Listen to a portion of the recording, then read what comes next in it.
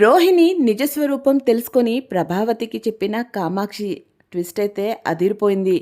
అవును ఫ్రెండ్స్, మీ favourite serial గుండె నిండా గుడిగంటలైతే రోజు రోజుకి మరింతగా ఇంట్రెస్టింగ్గా మారుతుంది కదా. నెక్స్ట్ అనేది ఏం జరిగిపోతుందో తెలుసుకోవాలని ఆతృతగా ఉందా? అయితే చెప్పడానికి మేము కూడా సిద్ధంగా ఉన్నాం. ప్రీవియస్ ఎపిసోడ్లో మనం తెలుసుకున్నాం కదా, ఏ విధంగా అయితే మీనా వాళ్ళ తమ్ముడు మీద కేసు వాపస్ తీసుకోవటానికి కోసం లాయర్ దగ్గర ప్రభావతి 2 లక్షలు తీసుకుంటుంది. ఇక ఆ డబ్బుల గురించి ఎవరికి తెలియకూడదని చెప్పేసి ఆ డబ్బుల్ని కామాక్షి వాళ్ళ ఇంట్లోనే దాచిపెడుతుంది. ఇక మీనా వాళ్ళ కుటుంబం మొత్తం కలిసి కామాక్షి వాళ్ళ ఇంటికి వచ్చి ప్రభావతిని క్షమించమని అడుగుతారు. అలాగే ఇంటికి తిరిగి రమ్మని చెప్పేసి బతిలాడతారు. కానీ ప్రభావతి మాత్రం టెక్కు చూపిస్తూ ఎక్కడైతే నాకు విలువ లేదో అక్కడికి నేను రాను అని చెప్పేసి కూడా చెప్పి వాళ్ళని పంపించేస్తుంది. ఇక ఇలా అయితే కుదరదు అని చెప్పేసి సత్యం ఇక బాలు ఇద్దరు కలిసి వాళ్ళ అమ్మకల్లే ఒక చిన్న నాటకం వేసి వాళ్ళ నాన్న ప్రభావతి ఇంటికి రాకపోతే తిరిగి వాళ్ళ ఊరికి వెళ్ళిపోతాడని చెప్పేసి ప్రభావతికి విడాకులు ఇచ్చి మరో పెళ్లి చేసుకోవాలి అని అనుకుంటున్నారని చెప్పేసి మాట్లాడుకుంటున్నారు అని చెప్పేసి వచ్చి కామాక్షికి చెప్పినప్పుడు భయంతో ప్రభావతి తిరిగి ఇంటికైతే వచ్చేస్తుంది. సో ఇవన్నీ మనం మన ప్రీవియస్ ఎపిసోడ్లో తెలుసుకున్నాం. దాంతోపాటు ముఖేష్ ఏ విధంగా మనోజ్కి 2 లక్షలు డబ్బులు ఇచ్చేసి తను చక్కగా మొత్తం ఫ్యామిలీతో కలిసి అక్కడ యాడ్ అనేది షూట్ చేయాలనేది కూడా తెలుసుకున్నాం. సో ఇవన్నీ కూడా మీలో ఎవరైనా మిస్ అయిపోతే మాత్రం చక్కగా మా ఛానల్లో అక్కడే ఎపిసోడ్స్ అన్నీ అవైలబుల్గా ఉన్నాయి.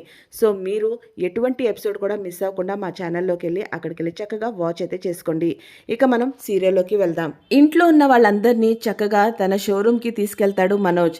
ఇక అక్కడి నుంచి ముంబై నుంచి వచ్చిన టీం అంతా కూడా ఏర్పరచుకొని ఎక్కడ ఏ విధంగా షూటింగ్ చేస్తే మనకి మంచిగా షూట్ అనేది అవుతుంది, అలాగే మంచిగా వీడియో అనేది క్రియేట్ అవుతుందా అని చెప్పేసి వాళ్ళు అడ్జస్ట్మెంట్ అనేది చేసుకుంటూ ఉంటారు. ఇక ముంబై నుంచి వచ్చిన అతను అందరికీ ఎక్స్ప్లెయిన్ చేస్తూ ఉంటాడు.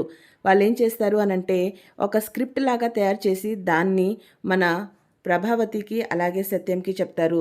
ఇక మీ ముగ్గురు కొడుకులు ఉన్నారు కదా, ముగ్గురు 3 కేటగిరీ కిందకి ఉండాలి. ఏ విధంగా అంటే ఇప్పుడు మనోజ్ రోహిణి వాళ్ళు వచ్చేసేటప్పటికి ఈ పెద్ద బిజినెస్ మ్యాన్కి లాగా, అంటే ఒక రిచ్ ఫ్యామిలీ నుంచి వచ్చినట్టు. ఇక రవి ఇక శృతి మిడిల్ క్లాస్ అయినట్టు. ఇక మీనా ఇంకా బాలు అక్కడ కూడా వాళ్ళని తగ్గించినట్టుగానే మాట్లాడతారనమాట. వాళ్ళేమో బాగా పేద కుటుంబం నుంచి వచ్చినట్టు. అంటే మన బిజినెస్ మన షోరూంలో ప్రతి ఒక్కళ్ళకి అది రిచ్ ఫ్యామిలీ నుంచి తీసుకొని మిడిల్ క్లాస్ ఫ్యామిలీ అలాగే పూర్ ఫ్యామిలీకి కూడా ఇక్కడ ప్రతి ఒక్క వస్తువులు అవైలబుల్గా ఉన్నాయి, చాలా రీజనబుల్గా ప్రైస్ ఉన్నది అనేది వాళ్ళ కాన్సెప్ట్ లాగా వాళ్ళు అక్కడ వాళ్ళకి ఎక్స్ప్లెయిన్ చేస్తారు. ఇక ప్రభావతిని సత్యంని మీరిద్దరేమో షాప్ ఓనర్స్ లాగా ఇక్కడ మీరు నటించాలి. ఇక ఏ విధంగా చేయాలనేది ప్రతి ఒక్కటి నేను మీకైతే మంచిగా ఎక్స్ప్లెయిన్ చేస్తాను అని చెప్పేసి చెప్తాడు. ఇక ఎవరి డైలాగ్స్ వాళ్ళకి అప్పచెప్తాడు. దాంతో బాలు ఒకవైపు చూసావా ఇక్కడ కూడా మనల్ని తక్కువ చేసినట్టుగా మాట్లాడు అన్నట్టుగా ఫీల్ అవుతూ ఉంటాడు. మీనా ఉండి సర్లే కానివ్వండి, ఇప్పుడు వాళ్ళు ఏదో అంటే మనకెందుకు అని చెప్పేసి అని అంటుంది. ఇక ప్రభావతి సత్యంకి మొత్తం డైలాగ్స్ చెప్తాడు. అలా ఒక్కొక్క పేరుకి చక్కగా ఎవరి డైలాగ్స్ వాళ్ళకి చెప్తాడు. శృతి నీకు ఓకేనా అని చెప్పగానే నేనే డబ్బింగ్ ఆర్టిస్ట్ని, నా డౌట్స్ ఏ మాత్రం లేవు, నా డైలాగ్స్ నాకు చక్కగా తెలుసు అని చెప్పేసి అంటుంది. ఓకే దెన్ డన్ అని చెప్పేసి షూట్ అయితే స్టార్ట్ చేద్దామా అని చెప్పేసి కెమెరా రోల్ స్టార్ట్ అని చెప్పేసి చెప్తాడు. అలాగే దాంతోపాటు ఏ విధంగా వీళ్ళు ముగ్గురు షోరూమ్ లోపలికి ఎంట్రీ ఇస్తారు, ప్రభావతి సత్యం ఏ విధంగా వాళ్ళని రిసీవ్ చేసుకోవాలా అనేది కూడా చాలా క్లియర్గా వాళ్ళకి ఎక్స్ప్లెయిన్ చేస్తాడు. తనకి ఒకటే మాట చెప్తాడు, మీరు రిచ్ ఫ్యామిలీ కాబట్టి మీరు షోరూంలోకి వచ్చేటప్పుడు కారులోంచి దిగుతున్నట్టుగా రావాలి, మీరు వచ్చినప్పుడు మీరు వాళ్ళని రిసీవ్ చేసుకోవాలి అని చెప్పేసి చెప్తాడు. దాంతో వాళ్ళుండి ఓకే అని చెప్పేసి వాళ్ళిద్దరు అలాగే కారులోంచి ఎంతో చక్కగా దిగి వస్తున్నట్టుగా చేస్తారు. ఇక సత్యం ప్రభావతి ఇద్దరు కలిసి నమస్కారం రండి మా షోరూంలోకి మీకు వెల్కమ్ అని చెప్పేసి చెప్తాడు. దాంతో వెంటనే తను ఉండేసి కట్ అని అంటాడు. ఏందండి ఏమైంది అని అంటే, సత్యం ఏంటి మీరు చేస్తుంది, ప్రభావతి గారు మీరైతే బాగానే చేస్తున్నారు కానీ మీరు మాత్రం కరెక్ట్గా చేయట్లేదు, కెమెరా కలే కాస్త మొహం పెట్టండి, ఏంటి మరీ అసలు అటు తిరిగిపోయారు, మీ ఫేసే కెమెరాలో పడతలేదు అని చెప్పేసి గట్టి వాయిస్తో పెద్ద చిన్న లేకుండా మాట్లాడతాడు. దాంతో వాళ్ళు ఉండేసి ఏంటండి సరిగ్గా చేయండి అని చెప్పేసి అని అంటారు. సరే ఓకే 1 more టేక్ అని చెప్పేసి చెప్తాడు. ఇక వాళ్ళు మళ్ళీ అలాగే తిరిగి వస్తారు. రెండోసారి మళ్ళీ కూడా తను అలాగే కట్ కట్ అని చెప్పేసి, ఏంటి సత్యం గారు మీరు సరిగ్గానే చేయట్లేదు, కెమెరా కళ్ళ మొహం పెట్టండి చెప్తున్నాను కదా, టెన్షన్ ఫ్రీ అవ్వండి, సరిగ్గా చేయండి అని అంటాడు.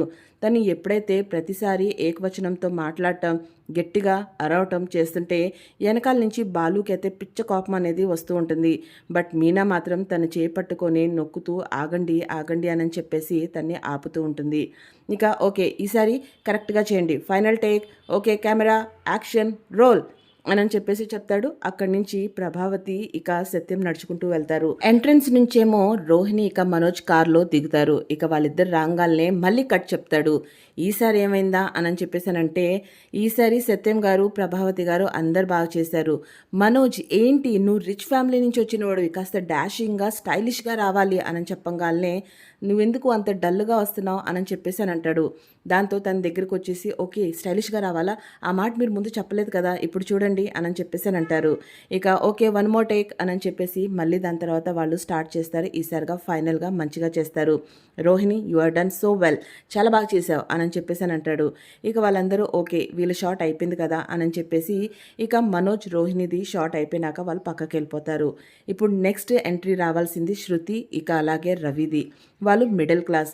ఇక ఓకే మీది మీకు గుర్తుంది కదా అని చెప్పేసి చెప్పాను కదా నేను డబ్బీ కాంటెస్ట్, నా డైలాగ్స్లో నాకు ఎటువంటి ప్రాబ్లం లేదు, చక్కగా నేను అన్నీ చెప్తాను అని చెప్పేసి అని అంటాడు.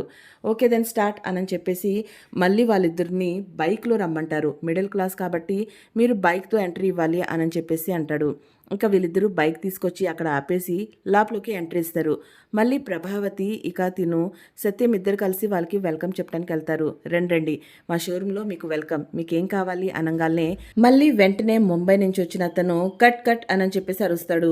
ఏమైంది అని అంటే వెంటనే రవి ఏంటి నువ్వు మిడిల్ క్లాస్ ఫ్యామిలీ నుంచి వచ్చినోడివి, నువ్వు అంత స్టైలిష్గా రాకూడదు, షాప్ లోపలికి వచ్చేటప్పుడు కాస్త బిడియంగా రావాలి, ఇవన్నీ మనం కొనగలుగుతామా లేదా అన్నట్టుగా చూసుకుంటూ రావాలి అని చెప్పేసి అని అంటాడు. ఓకే దెన్ స్టార్ట్ అని చెప్పేసి మళ్ళీ స్టార్ట్ చేస్తారు. ఇక ఈసారి మళ్ళీ మంచిగా అలాగే ఎంట్రీ అనేది ఇస్తారు. ఇక సత్యం ఇంకా ప్రభావతి ఇక్కడి నుంచి వెల్కమ్ అండి, రండి మా షోరూంలో మీకు స్వాగతం అని చెప్పేసి పలుకుతారు. ఏం కావాలి మీకు అని అంటే మాకు ఏసీ కావాలి అని చెప్పేసి అని అంటారు. ఏసీ ఉందా అని అనగానే అవునవును ఏసీ అయితే ఉంది, అయితే మరి దీంట్లో ఏమైనా ఆఫర్స్ కూడా ఉన్నాయా అని చెప్పేసి అడుగుతుంది శృతి. దాంతో తను ఉండేసి అవును ఆఫర్ కూడా ఉంది, మీకు దాంతోపాటు మిక్సీ దొరుకుతుంది, ఇంకా దాంతోపాటు కూపన్స్ కూడా దొరుకుతాయి అని చెప్పగానే వెంటనే తను ఉండేసేసి కూపన్సా, గిఫ్ట్ అయితే ఓకే కూపన్స్ దేనికి వస్తున్నాయి అని చెప్పగానే వెంటనే అక్కడున్న డైరెక్టర్ కట్ కట్ అని అంటాడు. ఇప్పుడేమైంది అని అంటే స్క్రిప్ట్లో ఉన్నది చెప్పాలి కదా, ఈ కూపన్స్ దేనికి, ఇదంతా స్క్రిప్ట్లో లేదు కదా, నువ్వెందుకు చెప్తున్నావు అనగానే ఇప్పుడు ఒక మిడిల్ క్లాస్ వాళ్ళు వస్తున్నారు, వాళ్ళు అక్కడ ఒక ఏసీ కొంటున్నారు, దాంతోపాటు వాళ్ళకి మిక్సీ వస్తుంది ఫ్రీగా, కానీ కూపన్స్ దేనికి వస్తున్నాయి అది జనాలకు తెలియాలి కదా, అందుకని నేను యాడ్ చేశాను అని అంటుంది. దాంతో తనుండి అంత అవసరం లేదు, నేను ఎంత చెప్పానో అంతవరకే చేయి, నీ సొంత డైలాగులు అయితే ఇక్కడ యాడ్ చేయకు అనసి చెప్తాడు. దాంతో వెంటనే వాళ్ళు ఉండేసి ఓకే వన్ మోర్ టేక్ అని చెప్పేసి అని అంటారు. ఇక మళ్ళీ వాళ్ళు సేమ్ అలాగే స్టార్ట్ చేసిన తర్వాత ఇప్పుడేంటి అని చెప్పగానే ఏముంది సేమ్ యాజ్ ఇట్ ఈస్ చెప్పండి అనగానే ఇంకా తను ఏసీ కావాలి, ఏసీతో పాటు మీకు మిక్సీ వస్తుంది, ఇక కూపన్స్ అంటారా మొన్నే ఫెస్టివల్ అయింది కదా, సో ఆ ఫెస్టివల్కి తగ్గట్టుగా మేము కూపన్స్ ఇస్తున్నాం అని చెప్పేసి చెప్తారు. ఇక వాళ్ళది కూడా టేక్ ఓకే అయిపోతుంది. ఇక్కడ మాత్రం వెనకాల బాలుకి వీడు చేసే ఓవర్ యాక్షన్కి చాలా కోపం వస్తుంది. ఎప్పుడైతే వాళ్ళు వెంటనే కట్ కట్ అని చెప్పేసి సత్యం మీద అరుస్తూ ఉంటాడు. ఏయ్ ఏందయ్యా నువ్వు మాట్లాడేది అని చెప్పేసి అని అంటాడు. అతను పక్కనున్న వాళ్ళ అసిస్టెంట్తో ఎంత చెప్పానో ముఖేష్ సార్కి, న్యాచురల్ అని చెప్పేసి ఈ ఫ్యామిలీని నాకు అంటగట్టాడు, ఇప్పుడు చూడు వీళ్ళు ఎంత తలనొప్పి చేస్తున్నారో, ఏ విషయం కూడా వీళ్ళకి అర్థం కావట్లేదు అని చెప్పేసి అని అంటాడు. దాంతో బాలుకి ఇక కోపం వస్తుంది. ఈసారి ఓకే స్టార్ట్ అనగానే బాలు వెనకాల్చి కట్ అని చెప్పేసి అరుస్తాడు. ఇప్పుడు ఏమైందా అని చెప్పేసి మీనా వెంటనే తను చేపట్టుకుంటుంది. ఏంటి నువ్వేంది కట్ చెప్తున్నావు అనంటే ఏందయ్యా పెద్ద చిన్న లేకుండా ఆ విధంగా మాట్లాడుతున్నావు నువ్వు, ఆయన ఎంత పెద్ద డైరెక్టరో తెలుసా నీకు అనగానే డైరెక్టరా, వెంటనే తన వాయిస్ చాలా సాఫ్ట్ అయిపోతుంది. సార్ మీరు ఇంతకుముందు కూడా డైరెక్షన్ చేశారా అని చెప్పగానే వెంటనే వెనకాల నుంచి బాలు ఉండి మరి మా ఇంట్లో మా 3 కుటుంబాలని మొత్తాన్ని కలిపి ఎలా ఉండాలి ఎలా చేయాలనేది ఆయనే కదా డైరెక్షన్ చేస్తుంది, ఆయన డైరెక్షన్లోనే కదా మేము పెరిగి ఇంత పెద్దవాళ్ళు అయ్యాము అనగానే వెంటనే తల కొట్టుకుంటాడు డైరెక్టర్. అబ్బా ఏం చెప్పావురా, భలే చెప్పావు, ఇంకా ఆపుతావా, ఇంకా నువ్వు కానీ నువ్వైతే స్టార్ట్ చేయి అని చెప్పేసి అని అంటాడు. ఇక దాంతో శృతి ఇక రవి ఇద్దరు పక్కపక్క నవ్వుకుంటారు. ఇక దాని తర్వాత బాలు, మీనా ఇక మీ టర్న్. మీరొచ్చేసి ఇక్కడ చేయాలి. మీరు పూర్ ఫ్యామిలీ నుంచి వచ్చిన వాళ్ళు కాబట్టి దానికి తగ్గట్టుగా మీరు భయపడుతూ, అలాగే నేను ఇక్కడికి వచ్చాను కదా ఇంత పెద్ద షోరూంలో ఎలా తీసుకోవాలి, ఏం తీసుకోవాలి అన్నట్టుగా బిడియంగా మీరు ఎంట్రీ ఇవ్వాలి అని చెప్పేసి చెప్తాడు. దాంతో ఓకే అని చెప్పేసి సేమ్ అలాగే వాళ్ళిద్దరూ ఎంట్రీ ఇవ్వగానే సత్యం వెంటనే రండి మీకు మా షోరూంలో స్వాగతం అని చెప్పేసి అని అంటాడు. ప్రభావతి మొహంలో ఎటువంటి ఎక్స్ప్రెషన్స్ ఉండదు. దాంతో మళ్ళీ కట్ చెప్పేసి ఏంటమ్మా ఇప్పుడు దాకా ఆయన చేయలేదనంటే ఇప్పుడు నువ్వు మొదలు పెట్టావు, మొహంలో ఎక్స్ప్రెషన్ ఏది, కస్టమర్ని దిగాల్ మొహంతో నువ్వు వెల్కమ్ చెప్తావా ఏంటి అనగానే కాస్త నవ్వు అని చెప్తే వెంటనే బాలు ఉండి అది జన్మలో జరగదులే అని అంటాడు. దాంతో వెంటనే సత్యం ఉండి చూడు ఇది మీ పెద్ద కొడుకు కోసం యాడ్ షూట్ చేస్తున్నాం, ఇక్కడ నువ్వు మీనాకి వెల్కమ్ చెప్తున్నావా బాలుకి చెప్తున్నావా అనేది తీసి పక్కన పెట్టు, వీళ్ళు నీకు ఒక కస్టమర్ లాగా వాళ్ళతో మంచిగా బిహేవ్ చేసి మాట్లాడటం అనేది ట్రై చేయి కానీ అని చెప్తే సర్లే అని చెప్పేసి అని అంటుంది. ఇక వెంటనే మళ్ళీ రీటేక్ తీసుకుంటారు. తీసుకోగానే వెంటనే ఈసారి ఇద్దరు కలిసి మంచిగా మాట్లాడతారు. మీకేం కావాలి అనగానే మాకు ఫ్రిడ్జ్ కావాలి అని చెప్పేసి అని అంటుంది మీనా. ఫ్రిడ్జ్ అయితే మీకు ఇక్కడ అవైలబుల్గా ఉందమ్మా, మీకు కావాల్సిన వస్తువులన్నీ తీసుకోవచ్చు అని అంటే, సార్ ప్రైస్ అయితే ఎక్కువగా ఉండదు కదా, మేము కాస్త మధ్య తరగతి కన్నా కూడా కిందున్న కుటుంబం, మేము ఏ రోజు ఆ రోజు సంపదతోనే వస్తువులు అనేది కొనటం అనేది జరగాలి కాబట్టి దానికి తగ్గట్టుగా చూపియండి, ప్రైస్ అయితే రీజన్గా ఇవ్వండి చాలు అని చెప్పేసి అని అంటాడు. ఓకే టేక్ ఓవర్ అని చెప్పేసి కట్ చెప్పేస్తాడు. ఇక నెక్స్ట్ రోల్ వచ్చేసేటప్పటికి మీరందరూ వెళ్ళేసేసి క్యాష్ కౌంటర్ కాడ మీరిద్దరు కూర్చోండి. ఆ వచ్చిన 3 జంటలు ఎప్పుడైతే బిల్ కట్టడానికి వస్తారో అక్కడికి రాగానే వాళ్ళతో ఎలా రిసీవ్ చేసుకోవాలో, ఎలా వాళ్ళతో మాట్లాడాలనేది మనది ఇప్పుడు నెక్స్ట్ అనేది షూట్. ఓకేనా అనగానే సరే అని చెప్పేసి ఇక సత్యం, ప్రభావతి బిల్ కౌంటర్ దగ్గరికి వస్తారు. ఇక వీళ్ళు ముగ్గురు కలిసి అక్కడి నుంచి రావడంతో చూసి ఆగండి ఏంటి మీరంతా ఈ రకంగా వస్తున్నారు, మనోజ్ మీరు క్లాస్గా ఉన్నవాళ్ళు, మీరు ముందుండాలి, ముత్తు మీరు లో ఫ్యామిలీ వాళ్ళు, మీరు వెనకుండాలి అని చెప్పంగానే ఆపవయ్యా ఏంది ఇందాకటి నుంచి చూస్తున్నాను, ఓ తెగ బిల్డప్ ఇస్తున్నావు, ఒక పక్క ఈ రకంగా చేస్తున్నావు, నువ్వు చెప్పినట్టే చేస్తున్నావు కదా, ప్రతిదానికి కట్టు అని అంటావు, ఇసుకిచ్చేస్తున్నావు అని చెప్పేసి అని అంటాడు. దాంతో వెంటనే రవి ఇక మనోజ్ ఉండి అయ్యో ఆపు రా అన్నయ్య వెనక్కి అని అంటే, కాదురా ఒకటేమో ఓసీగా ఫ్రీలో చేపించుకుంటున్నాడు, మళ్ళీ ఏమో ఇన్ని మాటలు మాట్లాడుతున్నాడా, ఇన్ని మాటలు పడాలా ఏంది వీడి దగ్గర అని చెప్పేసానంటే వెంటనే ఆ మాట విని ముంబై నుంచి వచ్చిన నుండి ఓసీగానా ఏంటి మళ్ళీ చెప్పు, ముఖేష్ సార్ ఒక్కొక్కరికి 25,000 రూపాయల కాడికి మొత్తం 2 లక్షల డబ్బులు మనోజ్ అకౌంట్లో వేశాడు, మీరెవ్వరు ఇక్కడ ఓసీగా పనిచేయట్లేదు, డబ్బులు తీసుకున్నప్పుడు సరిగ్గా పనిచేయటం తెలీదా అని చెప్పేసి అనగానే అందరూ షాక్కి గురవుతారు. అంటే వీడు డబ్బులు తీసుకొని మనకి చెప్పలేదా అన్నట్టుగా. ఇంకా వెంటనే అక్కడి నుంచి అందరూ ఇంటికి వెళ్తారు. ఇంకా ఇంట్లో మనోజ్ దగ్గర పంచాయతీ అనేది పెడతారు. మనోజ్ని అక్కడి నుంచోబెట్టి అందరూ కోపంతో చూస్తూ ఉంటారు. నేను అప్పుడే చెప్పాను కదా నాన్న, వీడు ఏదో చేస్తున్నాడు, ముఖేష్ సార్ డబ్బులు ఇవ్వకుండా ఎందుకుంటారు, యాడ్ చేస్తే ఖచ్చితంగా డబ్బులు ఇవ్వాలి కదా, ఆ రోజు వీడిని అడిగితే ఏమి ఇవ్వలేదని చెప్పాడు, ఇప్పుడు ఒక్కొక్కరికి 25,000 రూపాయలు ఇచ్చాడు, కానీ వీడు మన దగ్గర ఆ విషయాన్ని దాచాడు చూసారా అని చెప్పంగానే వెంటనే అందరూ కోపంతో చూసి అవును నాకు కూడా డౌట్ వచ్చింది అని చెప్పేసి అంటుంది శృతి.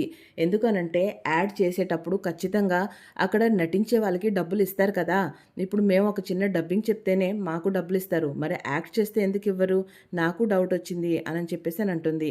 ఇక రోహిణి ఏం మాట్లాడాలో తెలియకుండా గమ్ముగా పక్కన నుంచొని ఉండిపోతుంది. ఇక వీళ్ళు ముగ్గురు 3 చోట్ల కూర్చొని వాళ్ళని చూస్తూ ఉంటాడు, ఏం సమాధానం చెప్తాడా అని చెప్పేసి ఎదురు చూస్తూ ఉంటారు. ఇక ఇంట్లో కూర్చొని ఒక్కొక్కళ్ళు అడుగుతూ ఉంటారు, చెప్పురా ఎందుకు చెప్పలేదు అని చెప్పేసి. ఇక మనోజ్కి ఏం చేయాలో అర్థం కాక ఇంకా ఒకే మాట పట్టుకుంటాడు. యాడ్ షూట్ అయిపోయిన తర్వాత ఇస్తామని అనుకొని గమ్ముకున్నాను అని చెప్పేసి అని అంటాడు. అది కాదురా, నువ్వు అసలు ముఖేష్ సార్ డబ్బులు ఇచ్చిన సంగతి ఎందుకు చెప్పలేదు అనంటే, అదే యాడ్ షూట్ అయిపోయిన తర్వాత చెప్దామని అని చెప్పేసి మళ్ళీ అదే మాటని అంటాడు. రే మాకు పిచ్చి పట్టియద్దు నువ్వు, అసలుకి నీకు యాడ్ షూట్ జరుగుతుంది, యాడ్ షూట్లో మేము ఇక్కడ యాక్ట్ చేయాలి అని చెప్పినప్పుడు మా పేరు మీద డబ్బులు వచ్చినప్పుడు అది మాకు ఎందుకు చెప్పలేదు, అది నిన్ను అడుగుతున్నాం చెప్పు అని అంటాడు. దాంతో తనుండి అదే చెప్తున్నాను కదా, యాడ్ షూట్ అయిపోయినాక మళ్ళీ డబ్బులు ఇద్దామని అని అంటే, రే ఇంక నేనైతే నేను కొట్టేస్తాను అని చెప్పేసి బాలు తన దగ్గరికి వెళ్తాడు. వెంటనే సత్యం ఉండి రే బాలు నువ్వు ఆగు అని చెప్పేసి, రే అలా కాదురా ఇప్పుడు ఇలా రా అని చెప్పేసి పిలుస్తాడు. మళ్ళీ రవి కూడా తన్ని అలాగే అడిగితే సేమ్ అదే మాట చెప్తాడు. దాంతో శృతి ఉండి ఏంటి మీ అన్నయ్య ఒకటే మాటని పాడిందే పాడరా పాస్పల్ దాసుడా అన్నట్టుగా ఏదో సామెత ప్రకారం ఒకే మాటని చెప్తున్నాడేంటి అని చెప్పేసి అని అంటాడు. నాకు కూడా హెడేక్ వస్తుంది శృతి, చెప్పిందే చెప్తున్నాడు అని చెప్పేసి అని అంటాడు. దాంతో సత్యం ఉండి అలా కాదు ఇలా రా, ఏయ్ మీరిద్దరు ఇటు పక్కకు రండి, నువ్వు ఇటు రారా, రోహిణి నువ్వు కూడా ఇలా రా అమ్మ ఇలా కూర్చో అని చెప్పేసి అని అంటాడు. ఇక దాని తర్వాత రే ఇప్పుడు నువ్వు చెప్పు అసలు ఇదంతా ఏంటి, నిన్న రాత్రి నువ్వు ఇంటికి వచ్చినప్పుడు అందరూ కలిసి యాడ్ చేయాలని చెప్పావా అంటే అవును నాన్న చెప్పాను. ఇది నీకు ఎప్పుడు తెలిసింది? నిన్న తెలిసింది. ఎవరు చెప్పారు? ముఖేష్ సార్ చెప్పారు. ఎలా చెప్పారు? ఫోన్లో చెప్పారు కదా. మరి ఇవన్నీ చెప్పినప్పుడు యాడ్ షూట్ చేసేటప్పుడు మేము మీకు ఒక్కొక్కరికి 25,000 రూపాయలు డబ్బులు ఇస్తున్నాము అనే సంగతి నువ్వు మాకు ఎందుకు చెప్పలేదు అనగానే అదే యాడ్ అయిన తర్వాత చెప్దామని అనంటే ఇంకా సత్యానికి కోపం వచ్చేస్తుంది అనమాట. రే ఇక వాళ్ళు కాదు కదా నేను కొట్టేస్తాను నిన్ను, కావాలని చేస్తున్నావా, నువ్వు చెప్పిందే చెప్తున్నావు అని చెప్పేసి. అది కాదమ్మా రోహిణి నువ్వు చెప్పు అని చెప్పేసి అని అంటాడు. ఇక మీనా ఉండి అవును అయినా కూడా మీ ఆయన అంటే చెప్పలేదనుకో రోహిణి నువ్వన్నా చెప్పచ్చు కదా అని చెప్పేసి అని అంటుంది.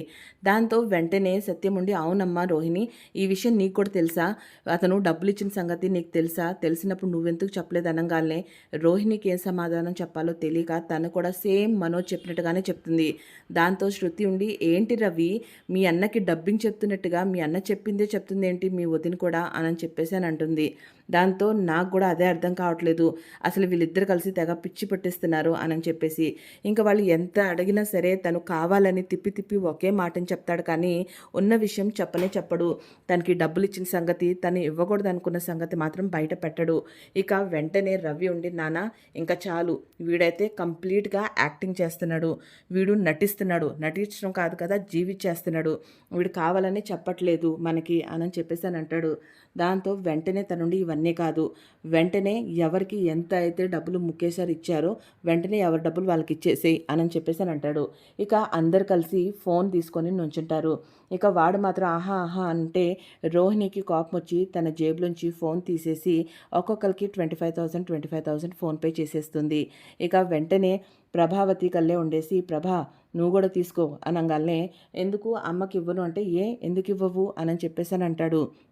దాంతో తను ఉండేసి ప్రభావతి నువ్వు కూడా అసలు ఒప్పుకోవద్దు, నీది కూడా 25,000 ఉంది, నువ్వు కూడా నటించావు కదా తీసుకో అని చెప్పేసి అని అంటాడు. దాంతో వెంటనే తను ఉండేసి అమ్మకి నేను 25,000 ఇవ్వాల్సిన అవసరం లేదు, 15,000 ఇస్తే సరిపోతుంది అని చెప్పేసి అని అంటాడు.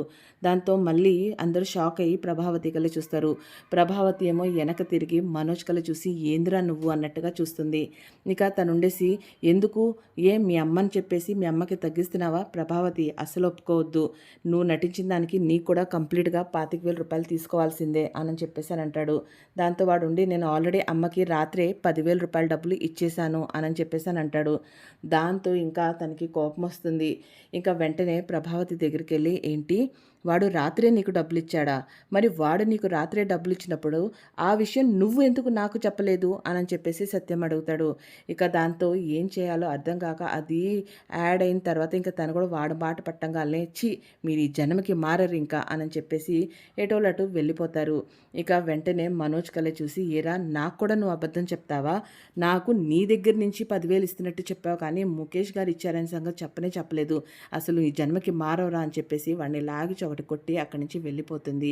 ఇక వెంటనే రోహిణి ఉండి చూసావా నేను నిన్నే చెప్పాను ఎవరి డబ్బులు వాళ్ళకి ఇచ్చేద్దాం, తెలిస్తే చండాలంగా ఉంటుంది అని చెప్పి, నువ్వే వద్దంటే వద్దన్నావు, ఇప్పుడు చూడు అంటే చెప్తే డబ్బులు పోతాయి కదా రోహిణి అని అంటే ఇప్పుడు పరువే పోయింది కదా, ఎటువంటి మనిషివి నువ్వు అని చెప్పి రోహిణి కూడా చాచి ఒకటి కొట్టి అక్కడి నుంచి వెళ్తుంది. ఏంటి అందరూ నన్నే కొడుతున్నారు అని చెప్పేసి అని అనుకుంటాడు. ఇక బాలు కార్ డ్యూ కట్టాలి అని చెప్పేసి కార్ డ్యూ కడదామని చెప్పేసి ఫైనాన్స్ ఆఫీస్కి వెళ్తాడు. ఇక అక్కడికి వెళ్ళి సార్ నేను కార్ డ్యూ కట్టాలి అని చెప్పగానే ఏం పేరు అనగానే బాలు అని చెప్తే ఇప్పుడే డ్యూ కట్టేశారండి అని చెప్పేసి అని అంటాడు. డ్యూ కట్టేశారా, నేను వచ్చిందే ఇప్పుడు కదా, డ్యూ ఎవరు కట్టారు అనగానే మీనా పేరుతో ఎవరో వచ్చి కట్టేసి వెళ్ళారు అని చెప్పేసి అని అంటాడు. దాని నుండి ఓహో నా భార్య సార్ అని చెప్పేసి అని అంటాడు. అంతలోనే వెనకాల నుంచి మీనా ఉండి అరే మీరు కూడా ఇక్కడే ఉన్నారా అని చెప్తే ఏంటి మీనా నువ్వేంటి ఇక్కడ అంటే కార్ డ్యూ కట్టాలి కదా, అవును అది నేను కడతాను కదా నాకు తెలుసు కదా దానికోసమే కదా నేను ఇక్కడికి వచ్చాను అని అంటే ఆయన కూడా నువ్వు కట్టావు నీకెక్కడి ఆ డబ్బులు అని అనంటే, అదే నిన్న మీ అన్నయ్య 25,000 ఇచ్చాడు కదండీ! అది కార్డ్ డ్యూ కట్టేశాను అని చెప్పేసనంటుంది. దాంతో తనుండేసి, మీనా అవి నీ డబ్బులు. నీకేమైనా కావాలి, నీకేమైనా అవసరాలుంటే నువ్వు కొనుక్కోవాలి. నా కార్డ్ డ్యూ కట్టడానికి నేనున్నాను కదా! నేను కష్టపడి నేను కడతా కదా! అనంటే, ఏవండీ మీరు కట్టినా, నేను కట్టినా ఒకటే కదా! సో, దాంట్లో ఎటువంటి ఇబ్బంది లేదు. అయినా కూడా నాకు ఎటువంటి అవసరాలు అంతకన్నా లెవ్వు. మీరు మంచిగా స్ట్రెస్ తీసుకొని రాత్రిపూట కార్ డ్రైవ్ చేయకుండా ఉంటే సరిపోతుంది అని చెప్పేసనంటాడు. అంతలోనే తనుండేసి, ఏంటి మీనా నువ్వు కూడా అని చెప్పేసనంటుంది. దాంతో వెంటనే సరే పదండి ఎళ్దాము అని చెప్పేసి వాళ్ళిద్దరూ మాట్లాడుకుంటా బయటికి వెళ్ళేటప్పుడు అప్పుడే రాజేష్‌తో పాటు సత్యం కూడా కలిసి ఫైనాన్స్ ఆఫీస్ దగ్గరికి వస్తారు. "రేయ్! నాన్నెందుకురా ఇక్కడికి తీసుకొచ్చావు? నాన్న నువ్వేంటి ఇక్కడ?" అనంగాల్నే, "అదేరా నీ కార్ డ్యూ కట్టాలి కదా!" అని చెప్పేసనంటాడు. "నాన్న ఏంటి నాన్న కార్ డ్యూ నేను కట్టుకుంటాను కదా! నువ్వెందుకొచ్చావు?" అనంటే, "నాకెందుకురా వాడిచ్చిన ఆ 25,000 నీ కార్ డ్యూ కడితే నీ కాస్తంత భారం తగ్గుతుంది కదా! ఈ కుటుంబం కోసం నువ్వు ఎంత చేస్తున్నావో నాకు తెలీదా?" అనంటాడు. దాంతో తనుండేసి, "నేను కూడా అందుకోసమే వచ్చా. ఇదిగో నేను రాకముందే మీనా దాన్ని కట్టేసింది" అని చెప్పేసనంటాడు. రేయ్! రాజేష్ మాత్రం వెంటనే ఉండి, "నువ్వు మాత్రం చాలా అదృష్టవంతుడివిరా. ఒక పక్క నా చెల్లెల్లాంటి భార్య, అలాగే అంకుల్ లాంటి తండ్రి నీకు దొరకటం ఎంతో నువ్వు పుణ్యం చేసుకుంటే కానీ ఇలాంటి వాళ్ళు నీ జీవితంలో ఉండరు" అనంటే, అవునురా నాకు కూడా ఇప్పుడు అదే అనిపిస్తుంది. నా జీవితంలో మీనా లాంటి భార్య, నాన్న, అలాగే మా షీలా డార్లింగ్, ఇక నువ్వు మీరుంటే చాలురా. ఇంత మంచి వాళ్ళ మధ్యలో నేను బతుకుతున్నాను. నేనైతే ఫుల్ కోటీశ్వరుడిని అయిపోయినంత హ్యాపీగా ఫీల్ అవుతున్నాను అని చెప్పేసనంటాడు. దాంతో సత్యం ఉండి, అలా కాదురా, అయినా కూడా నాకు ఈ డబ్బులు అవసరం లేదు. నాకైతే పెన్షన్ వస్తుంది. ఇంట్లో గేటు మీరందరూ కలిసి జరుపుతున్నారు. సో ఈ డబ్బులు మాత్రం నీ కార్ డ్యూకే కట్టాలి అని అంటాడు. నాన్న ఇప్పుడైతే కట్టేశాము అనంటే, సరేరా వచ్చే వారం అంటే వచ్చే నెలలో కట్టాల్సిన డ్యూ ఏదైతే ఉందో అది నేనే కడతాను అంటే, సరే నాన్న అని చెప్పేసి అని అంటాడు. సరే పదండి అయితే ఇప్పుడైతే ఇంటికి వెళ్దాం అని అంటారు. దాంతో వెంటనే మీనా ఉండేసి, ఏవండి మీరైతే వెళ్ళండి మావయ్యని తీసుకొని, నేను కామాక్షి అత్తయ్య వాళ్ళ ఇంటికి వెళ్ళాలి. తను ఏదో పూజ పెట్టుకుంది. చిన్న పూలు కాస్త నన్ను తీసుకొని రమ్మని చెప్పింది. నేను అక్కడికి వెళ్తాను అని చెప్పేసి అని అంటుంది. దాంతో తను ఉండేసి, మరి నీ బండేది అనంటే, అటువైపు పెట్టాను. నేను వెళ్ళేసి కామాక్షి అత్తకి పూలైతే ఇచ్చేసి వస్తాను అని చెప్పేసి అని అంటుంది. దాంతో తనుండి, సరే జాగ్రత్తగా వెళ్ళు అనంటే, సరే మావయ్య వెళ్ళొస్తాను అని చెప్పేసి తను అక్కడి నుంచి బయలుదేరుతుంది. ఇక్కడ కామాక్షి వాళ్ళ ఇంట్లో ప్రభావతి డాన్స్ క్లాస్లో చక్కగా అందరికీ భరతనాట్యం చెప్తూ ఉంటుంది. ఇంకా వీళ్ళందరూ డాన్స్ చేస్తూ ఉండంగానే అక్కడికి మీనా వస్తుంది. ప్రభావతి నాట్యంలో ముద్రలు చెప్తున్నప్పుడు కామాక్షి మధ్య మధ్యలోంచి వస్తుంది. ఏంటి నీ కళ్ళు కనపడతలేదా? ఇలా మధ్యలోంచి వస్తావేంటి అని అంటే, ఏం లేదు వాళ్ళ ఇంట్లో చిన్న పూజ పెట్టుకున్నాను. మీనాని పూలు తీసుకుని రమ్మని చెప్పాను. తనేమో ఇంకా రాలేదు ఏంటా అని చూస్తున్నాను అని చెప్పేసి అని అంటుంది. అప్పుడే మీనా లోపలికి వస్తుంది. మీనా రా అమ్మ నీకోసం ఎదురు చూస్తున్నాను అని చెప్పేసి అని అంటుంది. అంటే కొంచెం పనుండి వేరే చోటుకి వెళ్ళాను అందుకనే లేట్ అయింది. ఇదిగో పూలు తీసుకొచ్చాను తీసుకోండి అని చెప్పేసి అని అంటుంది. అది సరేనమ్మా నువ్వే వచ్చి చక్కగా లోపల దేవుడి పటాలన్నిటికీ పెట్టేవా అని చెప్పేసి అని అంటుంది. దాంతో తనుండేసి, ఎందుకు నువ్వే పెట్టుకోవచ్చు కదా అని అంటుంది ప్రభావతి. దాంతో తనుండి, నాకు ఎప్పుడు కూడా తనే అలవాటు. మీనా నువ్వు వెళ్ళమ్మా మీ అత్తయ్య అలాగే చెప్తుంది అని చెప్పేసి అని అంటుంది. ఇంకా తను వంటగది కల్లే ఉన్న దేవుడి పటం దగ్గరికి వెళ్తుంది. ఇక అక్కడికి వెళ్ళంగానే వెంటనే తను పూలు లోపల డెకరేషన్ చేస్తూ ఉంటుంది. దాంతో ప్రభావతి వచ్చి, నీకు ఈ ఊరు మొత్తంలో ఈ పూలు అమ్మే తప్ప ఇంకెవ్వరు పూలోళ్ళు దొరకలేదా? దీన్నే దగ్గర నుంచే పూలు అడిగావు అని చెప్పేసి అని అంటుంది. ఉండటానికి చాలామంది ఉన్నారు కానీ ఫ్రెష్గా చిక్కగా మాత్రం మన మీనాయే కడుతుంది. ఇంకెవరు కూడా కట్టరు. అయినా కూడా మీనా చేతులతో పెడితే ఏదైనా మంచి జరుగుతుంది. నీకేంటి నేను కట్టి పెట్టుకుంటున్నాను కదా అని చెప్పేసి అని అంటుంది. ఇక మీనా అక్కడ లోపల అంతా పూల్ డెకరేషన్ చేస్తూ ఉంటుంది.